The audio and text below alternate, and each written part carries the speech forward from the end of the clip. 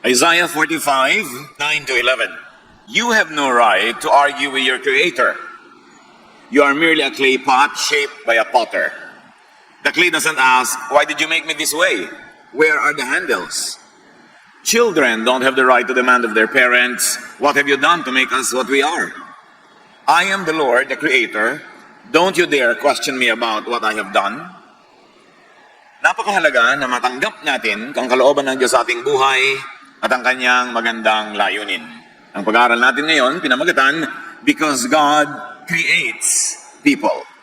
Dahil ang Diyos ang lumilikha sa tao, ano ang dapat nating maging ugali at asal?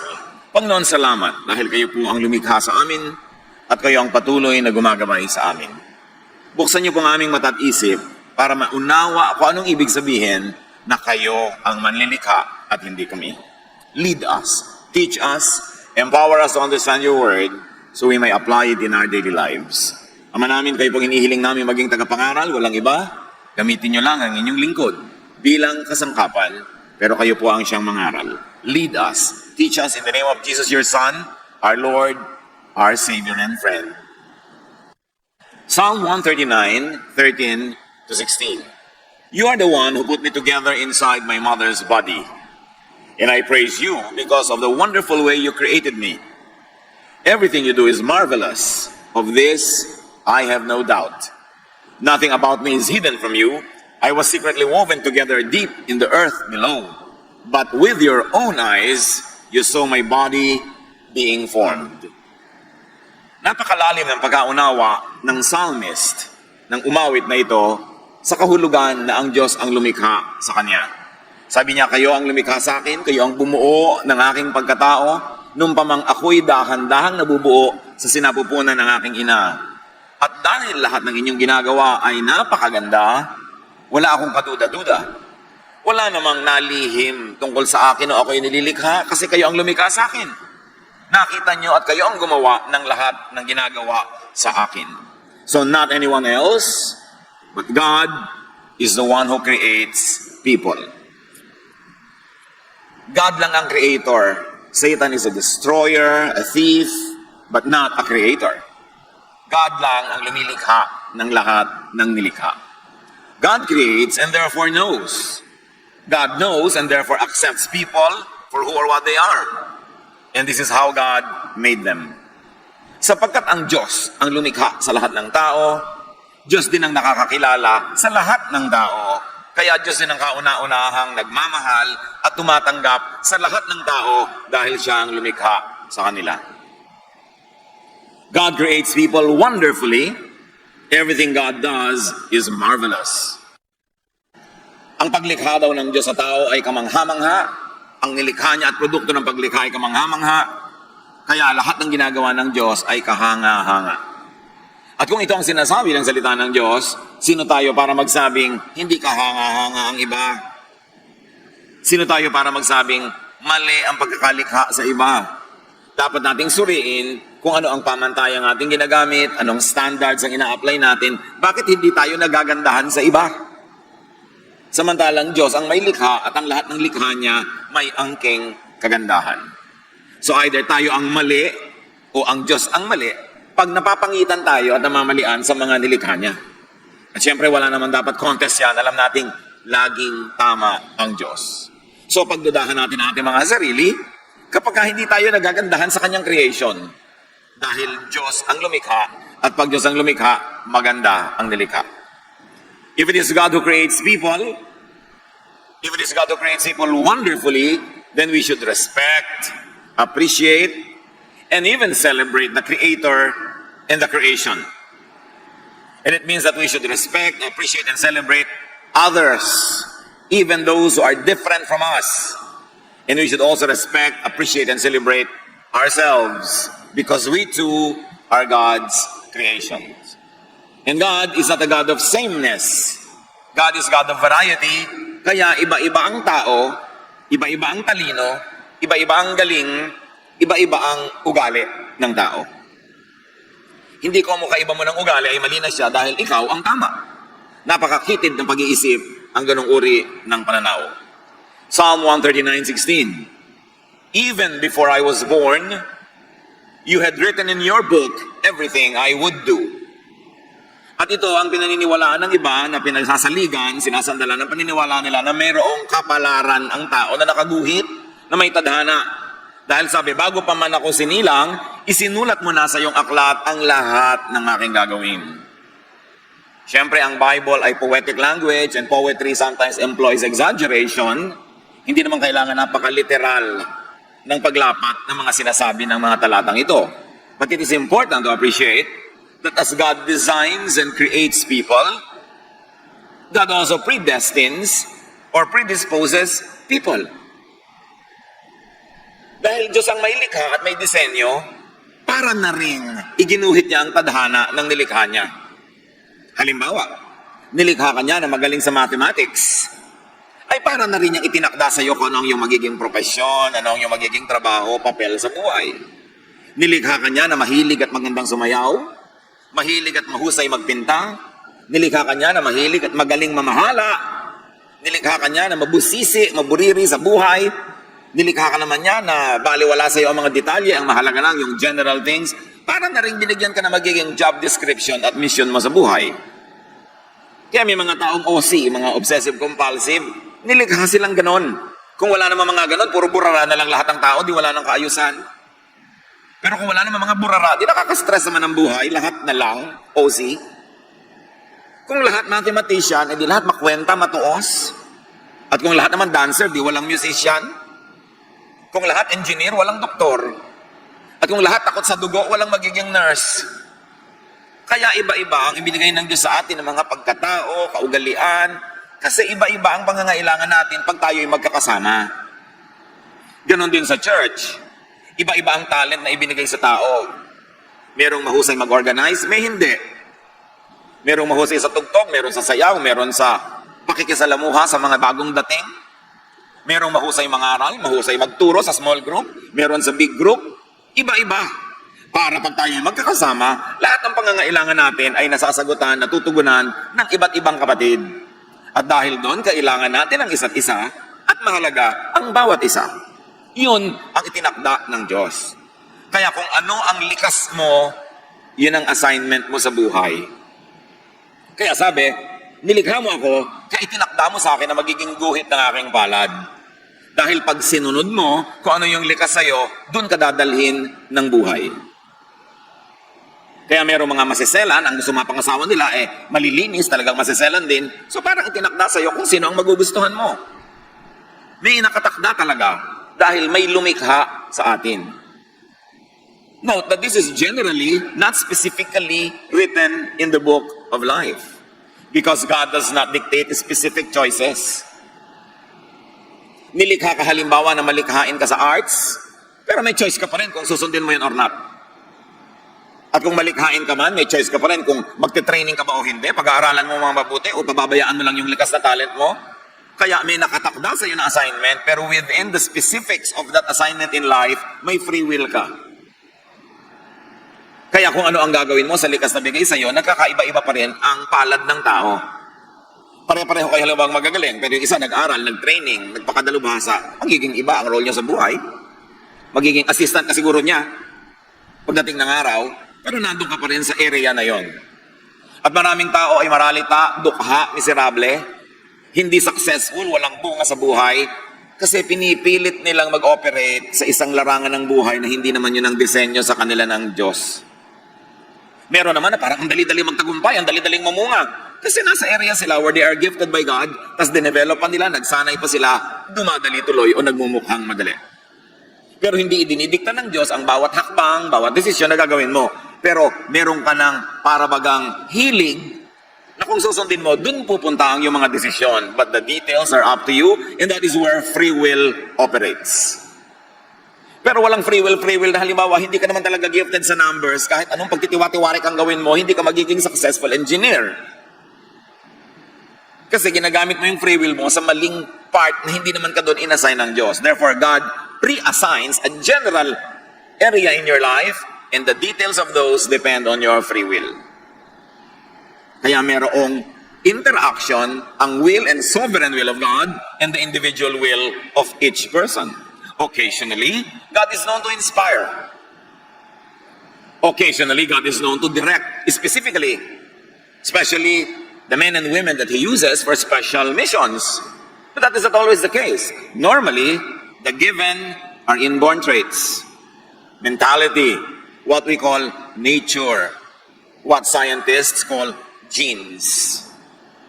Meron talagang nakatakda na magiging general character mo depending on your genetic makeup. Magtataka ka, bakit magkapatid dito, magkaiba ng ugali?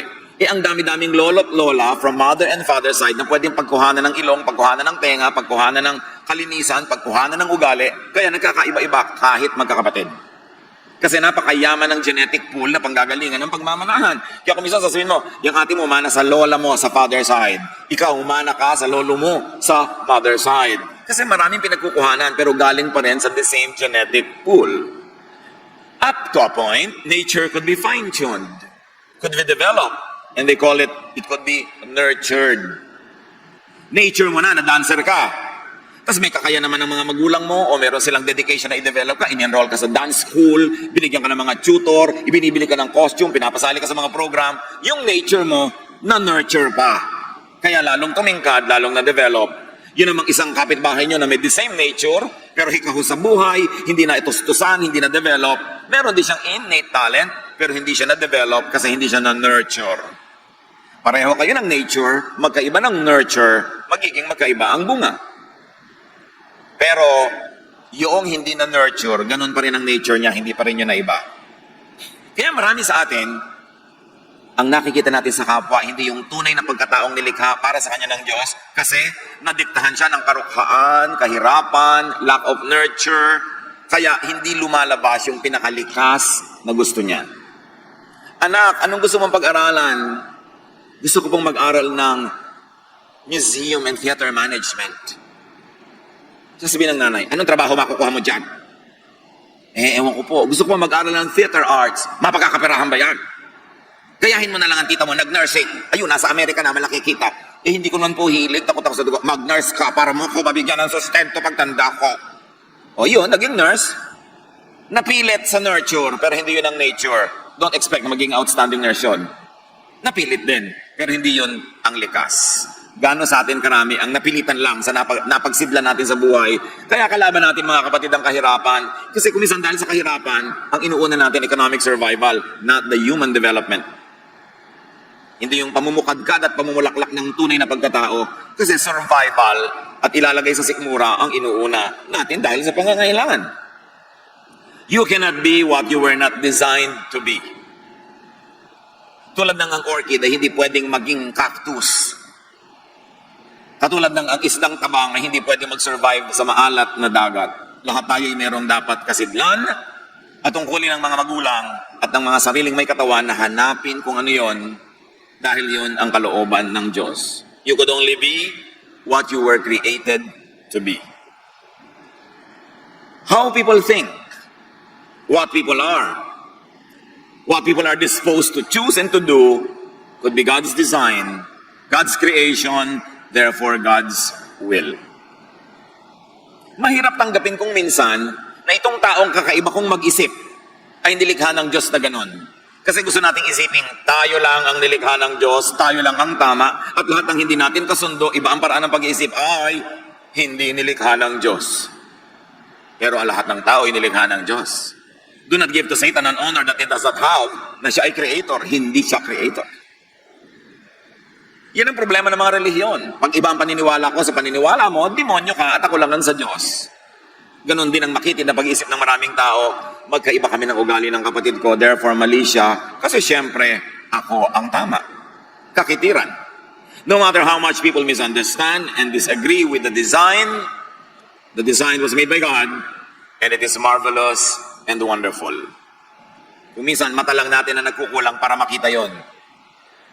Maraming magagandang tanawin, hindi mo lang nakikita kasi malabo ang iyong mata.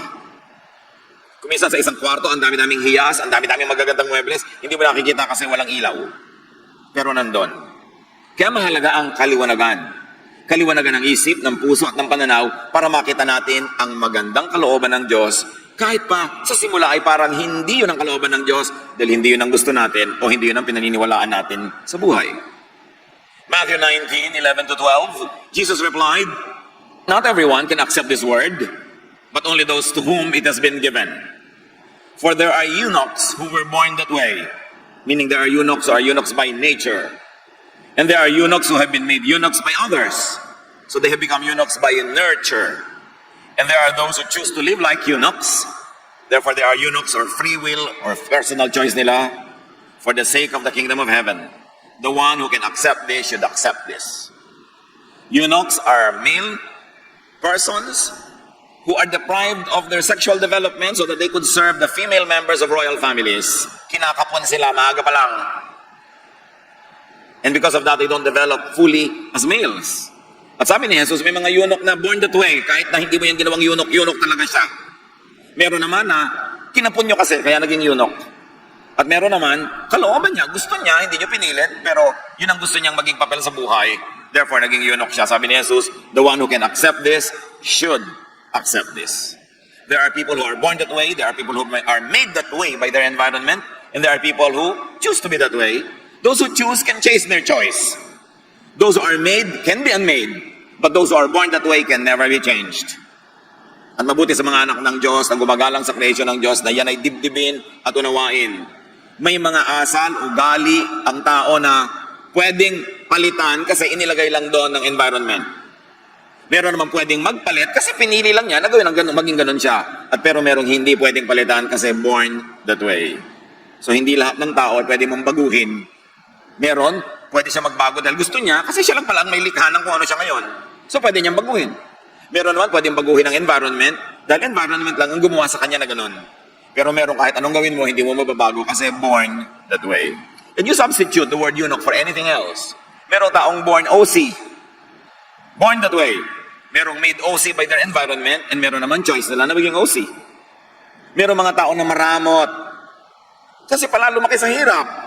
Ang daming nandaya. So ngayon, maramot na, trained, nurtured to be like that. Pero kung pinaligiran mo siya ng kabaitan, kagandahang loob, nasanay siya sa pakikipagbigayan, pwede mapalitan ng karamutan niya. At meron naman na dumangot lang siya dahil ayaw niyang maisahan. So pwede siya mag-decide later na hindi ako magiging maramot. Pero meron talaga genetically maramot. Kahit anong gawin mo doon na pang-influensya, kahit pakainin mo siya ng pages ng Bible, hindi siya mababago. Kaya iba nagsasabi, Pastor, ang tagal-tagal ko na pong Christian, hindi pa ako nagbabago. Eh baka naman born that way ka. So suriin mo kung ano yan, naging ganyan ka lang ba dahil pinili mo? Therefore, piliin mo may iba. Pero kung hindi ka pumili, baka nalikha ka ng environment mo, palitan mo yung environment mo, di may iba ka, pero matagal. Pero kung talagang nilikha ka ng Diyos na ganyan, lalabag ka na sa kalooban ng Diyos para baguhin mo yan. Kaya huwag ka magtaka na kahit pilit ka ng pilit, ginawa mo na lahat, hindi pa. Kasi talagang baka born that way ka. So isipin natin yon para hindi tayo lagi na lamang nanghuhusga ng kapwa, lagi na lang tayo naiinip sa pagbabago ng kapwa. Kahit sa psychology or proto-psychology, may mga theories. 4 fundamental personality types daw. Ang mga psychologists, psychiatrists, pagkakausap ka, sinusuri ka, tinatanong ang history mo, then eventually, pag Western trained sila, they classify you under 4 major groups of people. Meron tinatawag silang sanguine, yung optimistic and social, almost Pollyannish, walang masamang tinapay, lahat masaya, ang ganda-ganda ng mundo, masarap siyang kasama, kahit na niloloko na siyang tao, maganda pa rin ang pagtingin niya, sanguine. Inborn yun, sabi ng psychologists. Meron naman tinatawag na choleric. Mga short-tempered and irritable. Walang kakwenta-kwenta, sumisigaw, ang liit-liit na bagay nagagalit, ang taray-taray, ang sungit-sungit. Born that way. Kahit mo yan pakainin ang mga verses, hindi talaga naiiba. Naiiba lang pag bagong galing sa retreat. 2 days later, bumabalik ulit yung dati. Tapos you feel miserable. Ayun naman pala, choleric ka talaga eh, sabi ng mga psychologists. Meron naman melancholic. Yung analytical, quiet, palasuri, hindi pa dalos-dalos, pinag-aaralan ng lahat. At meron tinatawag na phlegmatic. Yung relaxed and peaceful. Mga ginang, ang husband nyo ba, phlegmatic? Yung bumabaha na, tulog pa.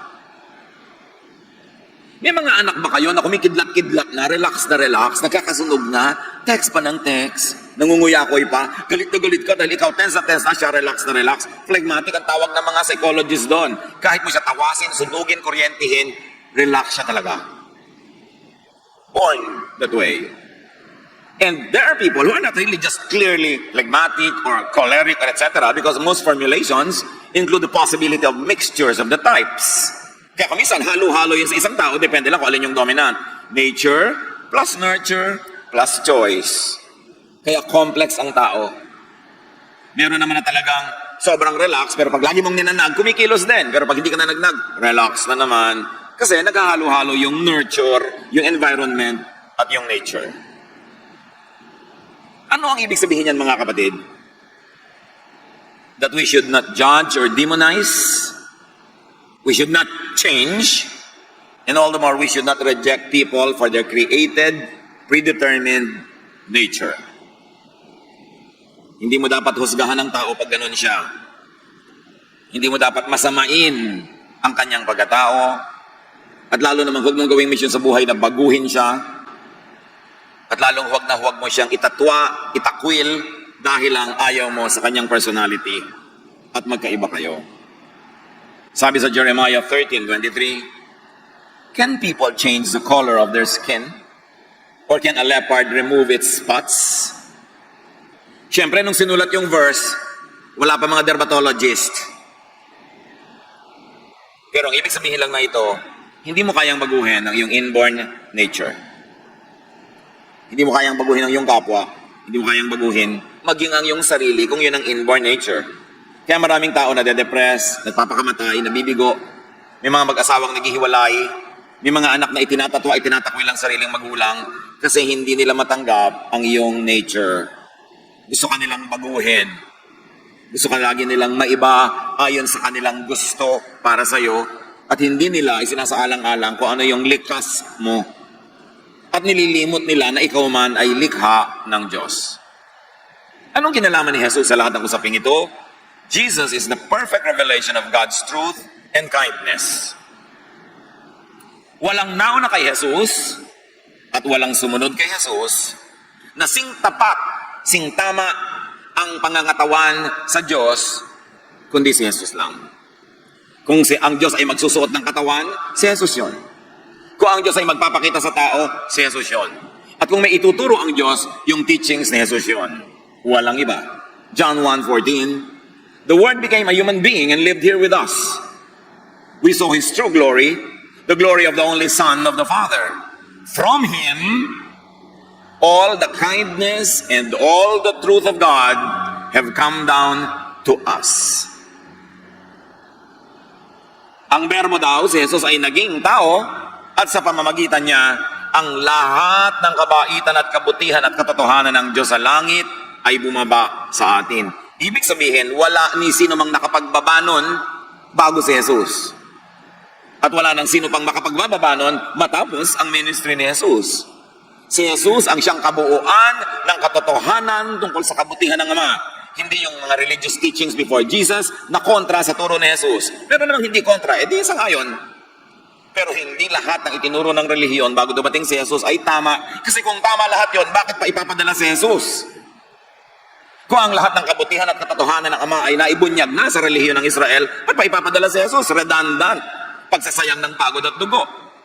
Bakit pa itutuwid ang tuwid? Bakit paliliwanagan ng maliwanag? Ba't itatama ang tama? Pero ipinadala si Jesus dahil may baluktot na dapat ituwid, may mali na dapat itama, may dilim na dapat tapunan ng liwanag. That's why in Jesus, all the kindness and all the truth of God that did not come through religion have come down to us through His person. Kaya napakahalaga ni Jesus. Jesus was sent to represent and to present God correctly. Ibig sabihin, merong incorrect at merong mga misrepresentations ang religion, kaya dapat ipadala pa si Jesus para ituwid yon. At lahat ng baluktot at likunon, sila yung nagalit kay Jesus dahil ayaw nilang maituwid. Ayaw nilang maitama, kaya pinatay nila si Jesus. So may mga maling elemento, maging ang mga dating paniniwala ng mga Israelita na itinutuwid ni Jesus, kaya tayo mga Kristiyano dapat nakabase sa turo ni Kristo ang pamantayan natin sa buhay. Hindi ang mga pamantayan ng mga Israelita na maraming itinuwid ni Jesus. Kasi baluktot. At anong kaugnayan ni Jesus sa pinag-uusapan natin, how people are created? Do not judge or demonize. Do not change. Do not reject people that Jesus does not reject. Kung si Jesus ang kabuuan ng buong kabutihan ng Ama, kung si Jesus ang kinatawan ng katotohanan ng Ama, therefore ang minahal niya ay dapat nating mahalin At ang hindi niya itinakwil ay di natin dapat itakwil kasi siya ang perfect representation of the kindness of God. So kung may nire-reject ang law of Israel na hindi nire-reject ni Jesus, hindi natin kailangang patuloy na reject yan. At kung may minahal si Jesus na hindi minahal ng law of Israel, dapat nating mahalin because Jesus, not the law, is the perfect representation of God. Jesus, not the traditions of religion, is the perfect representation of God's kindness. Therefore, Jesus is the standard. Pag pinag-aralan natin ang gospel, malalaman naman natin dun alin ba ang batas sa pinairal at alin ang hindi at pinalitan ng pag-ibig. Sino ang pinagalitan, sinong tinanggap, sinong minahal. At tayong tumatawag sa sarili nating Kristiyano, wala tayong ibang dapat sundin kundi ang halimbawa ni Kristo.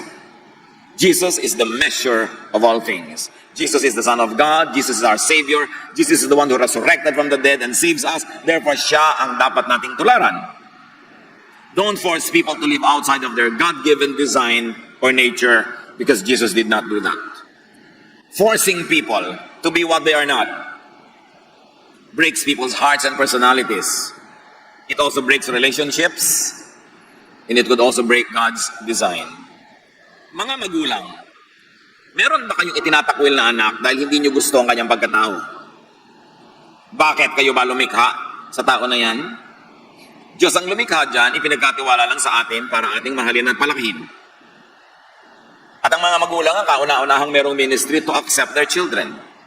Kung ang sariling magulang magtatakwil sa anak, sino pang aasahan nating tatanggap sa kanya? Husband and wife. Kung kayo ang magre-reject sa ugali ng husband o wife nyo, sino pang tatanggap? Kayo ang magkabiyak. Huwag kayo magpapakasal kanino man na inaasahan nyong mababago siya ng inyong pag-ibig. Hindi mangyayari yon. Pag nagpakasal kayo kanino man, dapat tanggapin nyo siya dahil sa inyong pag-ibig sa kanya. Hindi dahil pipilitin nyo siyang dahil mahal niya kayo, dapat siyang magbago according to your specifications. Kung kayo'y may asawa na pag-aralan ninyong ma-appreciate at mamahal, maging ang ugali niyang sa simula'y ayaw nyo. Huwag niyong pagburin ang sarili niyo at ang inyong asawa para siya magbago according to what you like kasi wala namang nagtatagumpay sa pagpapabago sa asawa. Meron ba? Bakit nananatili ang mag-asawang magkasama? Hindi dahil nabago ko siya according to my wishes, kundi dahil tinanggap ko siya. At hindi dahil hindi siya nagkakamali, kundi dahil pinapatawad ko pag nagkakamali siya. This is the way of Jesus. The way of rejection is the way of the Pharisees. Sarili mong magulang, itatatwa mo dahil ayaw mo ng kanya ugali, hindi mo gusto yung kanyang asal. Bakit ikaw ba lumikha sa kanya? Yun ang ministry ng pamilya, tanggapin ang bawat isa. Mahalin. Meron man kayong disagreement, kahit nga sa sarili natin, may disagreement tayo. Di ba? Kung minsan din, nagdadalawang isip tayo, nagdadalawang loob. Magkaiba rin ang gusto ng sarili nating isip. Kaya ang mahalaga, dibdibin natin kung anong ibig sabihin na maging Kristiyano. Ang Kristiyano, minamahal, tinatanggap ang kapwa, at ipinapasa Diyos kung paano ma-develop ang kapwang ito. But remember, the development is still within the natural personality. Nag-i-improve lang siya within the same department, pero hindi siya pwedeng lumipat ng department ng personality according to how he or she was born. It is important. Psalm 139, 1-5, sa pagpapatuloy. God, you have looked deep enough into my heart, and you know all about me. You know when I am resting or when I am working. And from heaven you discover my thoughts. You notice everything I do and everywhere I go. Before I even speak a word, you know what I will say. And with your powerful arm, you protect me from every side. Sabi niya, Diyos ko, kilalang-kilala niyo ako. Pagkalalim-lalim ng pagkakakilala niyo sa akin, iniisip ko pa lang alam niyo na. At bago bumukas ang bibig ko, alam niyo na sasabihin ko. You know why? Because God designed you. Because God made you, and you are wonderful. Your son, your daughter is wonderful. Your husband, your wife is wonderful. Your mother, your father is wonderful. Because God created us all. Ang mission natin, hindi baguhin ang mga tao para mag-swak sa gusto natin. Ang mission natin ay baguhin ang pag-iisip natin para makita natin ang ganda ng bawat tao. Siguro hindi natin makikita ang buong personality niyan 100 maganda. Hanapin niyo kung alin yung nagagandahan kayo at yun ang titigan. Yun ang palakihin. Yung tama, hindi yung mali. Yung gusto nyo, hindi yung ayaw. Kasi kung papalakihin natin yung ayaw natin, malalayo ang ating loob, mamaya maghihiwa-hiwalay na tayo sa buhay, at kahit magkapalit-palit kayo nakasama buong buhay, tatanda na lang at kakamatayan nyo na wala pa rin kayong nakasundo. Napakahalaga yung importanteng turo ni Jesus to love and accept people. And if ever there will be changes in their lives, and there should be because we grow from glory to glory, let God be the agent of that change, not us. Hindi yun na ipipilit, hindi na igigiit. Nangyayari yun kung may pagbabago sa loob ng puso ng tao at spirito lang ng Diyos ang nakakagawa nun. God does not even change people. Bakit? If God changes people, di kasalanan niya yung mga ibang hindi nag-change? Kaya pas ginabi mong binago ako ng Diyos. Talaga? Di ba't yung iba hindi binago ng Diyos? Di kasalanan ng Diyos, hindi niya binago yun. Nagbabago tayo pag nagkakaroon tayo ng kaliwanagan. Pagkaunawa, nagkakaroon tayo ng desisyon to improve our ways. But you cannot change your inborn nature. You can only change what was nurtured in you. What you learn, you can unlearn. What was programmed into you, you can deprogram. But your inborn nature, you cannot change that because that is God's call. That is God's decision. Kaya kung hindi ka talaga talented sa chemistry, kahit anong pilit mo, hindi mo matatandaan kung anong ibig sabihin ng NaCl. Huwag mo nang tandaan. Total, marami kang na ibang natatandaan sa buhay, yun ang strength mo. Doon ka na lang. Leave chemistry to the chemists. That's why we need one another. Because God knows people, God accepts, God loves, and God protects people from every side, from others, even from themselves. He protects what He created in people. At ito ang problema sa maraming relihiyon. Most religious ministrations are aimed at changing rather than accepting people. Jesus accepted people first. And then eventually those people improved within what is allowed by their inborn nature. Nakakatakot tuloy sumama sa retreat. Kasi sabi sa retreat, 2 days that will change your life. Does everybody really want to change? Paano kung 2 days where you will experience God's love and acceptance? Dami sasama. Pero yung pupunta ka sa church, yung mga usherette, nakairap sa'yo pagka hindi conservative ang damit mo. Nasa pinto ka pa lang, gusto ka nang baguhin. Nakakatakot. Hindi ganon si Jesus.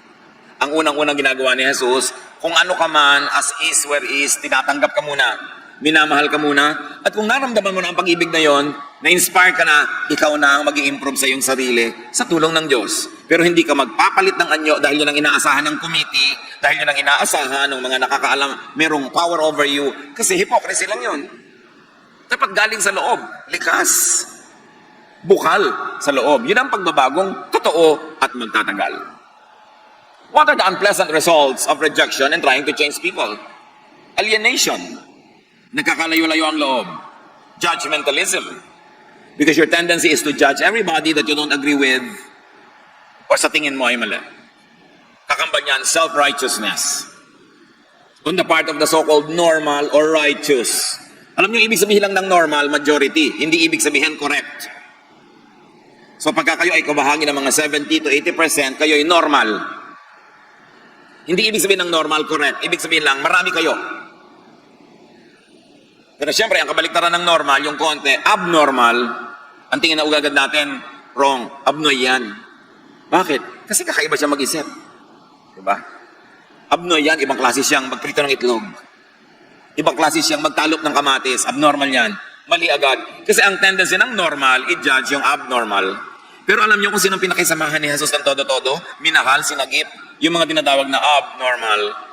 Yung latak ng lipunan, yung itinapon ng lipunan, yung nire-reject ng church, ng temple, ng synagogue, yung nilalayuan ng mga normal, yun ang mga pinuntahan ni Jesus. Hinipon niya yung bangkay, pinuntahan niya yung possessed. Minahal niya yung babaeng gustong batuhin ng mga normal. Kasi abnormal yung buhay ng babae na siya ay living in adultery. Ang pinuntahan niya sa Jericho, si Zacchaeus na abnormal. Ka-Israelita, kumakampi sa Romans, tapos chief tax collector pa. Ang mga pinuntahan ni Jesus, ang mga crowd ni Jesus, sabi nga ng mga Pharisees, tax collectors and sinners, the abnormal. Kaya kung abnormal ka, alam mo ng love ka ni Jesus, thank you na lang. Salamat. Kasi ang totoo, lahat naman ng tao may kaabnoyan, nakatago lang. Ilang tao ang baliw out of 10? 10 ang baliw. Iba-iba lang tayo ng department ng kabaliwan. Iba-iba ng panahon. Kaya kung yung kapwa mo nababaliw-baliw ngayon, unawain mo na lang, bukas ikaw naman. May tao bang hindi baliw? May taong baliw na baliw sa apo. Apo na ang pinakamaganda. Kahit natatakot yung iba. Ang sarili niyang anak, mutyang-mutya, pinakamatalino, pero kahit ang pinakamababa ang grade. Kabaliwan yon, di ba? May mga babaeng bumibili ng bag na 3 milyong piso, hindi ba kabaliwan yon? Pero gusto niya, trip niya, hindi naman niya ninakaw. Sino ka naman para mag-judge? Yung bag mo nga, 50 pesos, pero fake naman yung brand. Hindi ba? Ka-abnormal lang din yon? Lahat ng tao abnormal. Pag nagsimula tayong tanggapin yon, you will relax. You will love more. You will be more like Jesus. Pero pag pinarusahan mo ang tao na nagtatapat tungkol sa ka-abnormalan niya, ang tuturuan mo siyang magtago, kumailalim, maging hypocrite para hindi maparusahan. At yun ang ayaw ng Diyos, hypocrisy. Ang Diyos ay doktor. Ang pasyente naguhubad sa harap ng doktor. Sinasabi lahat ng sakit niya, lahat ng history niya. Kasi pag hindi ka naging totoo, paano ka gagamutin? At sa atin din, kung itinatago natin lahat ng ating mga bakaho, ang ating mga kahinaan, ang ating mga kabaliwan, paano ka mamiministeran? That's why we always say that the church is a place of a hospital for sick people. It is not a display window for perfect merchandise. Kaya dapat wala nang pagkukunwari. Kaya lang, nagkukunwari ka kasi paparusahan ka pag nalaman ng tao kung ano yung totoo. But that is not the spirit of Jesus. That is not the Christian community. That is a community of religious hypocrites. Kaya dapat talagang salain, linisin, ligligin ng church para maging totoo sa pag-ibig ni Jesus. Pagka ang mga tao will reject one another for their reality, you will give them imposed hypocrisy and needless guilt. Ang daming tao nagigilty sa hindi naman dapat ika-guilty. Na-condition lang sila ng conservative thinking to be guilty. Pero hindi naman dapat. Kaya sabi ni Jesus, come to me all of you who are tired and heavy laden and I'll give you rest. Rest from needless guilt. Rest from hypocrisy. Rest from pretense. Because I love you as you are. Yung sinasabi ng kanta, I sing because of your love. Your love makes me sing.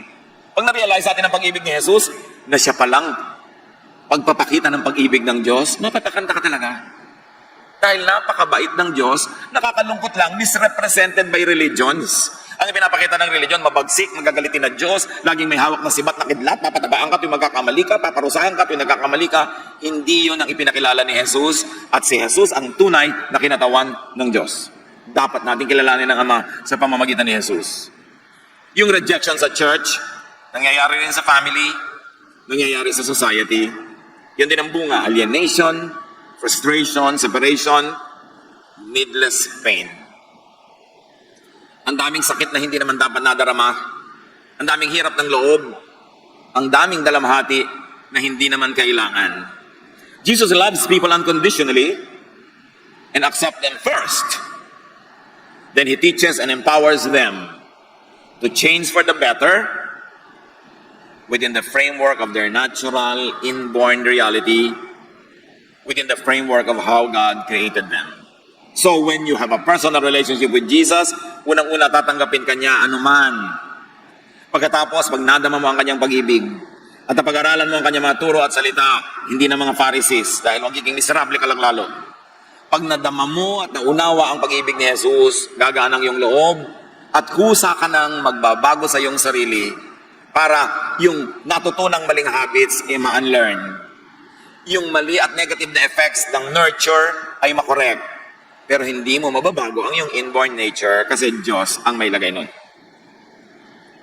The wise and godly person will change what he can and will accept what he cannot. Then tatahimik ang iyong buhay.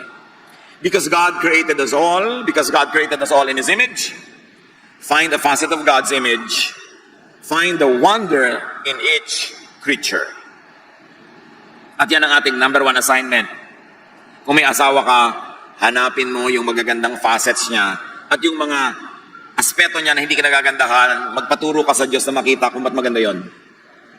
At kung hindi ka pa rin makumbinsi maganda yon, tanggapin mo na rin at manahimik ka para payapa ang inyong buhay at pahalagahan mo sa Kanya yung gusto mo at yung ayaw mo, ilagay mo na lang sa may mga likod-likod, gilid-gilid, huwag na lang laging yun ang yung tingnan kasi hindi mo naman mapapalitan yun. Kung minsan yung iba nagpapalit pa ng asawa para lang madiscover na yes, yung gusto kong magandang ugali nasa ipinalit ko, pero may pangit din pala siyang ugali na hindi ko pa alam nung araw. Ngayon alam ko na, so palit ka ng palit buong buhay. Find and accept others And that is what it means to have world peace. Accept yourself and have inner peace.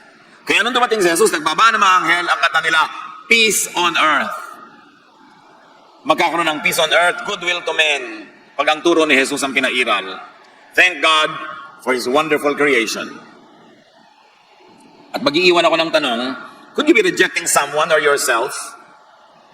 Forcing someone or yourself to change beyond your God-designed nature? You will only fail. And you will make everyone else around you miserable. So do a Jesus. Accept and love people. Accept and love yourself. Change for the better. Change from glory to glory within what is allowed by your inborn nature. Then and only then will you have peace with yourself, with others, and with the world. Turuan niyo po kami, Ama, na makita kung saan kami maaaring nagkukulang sa ganitong mga katuruan.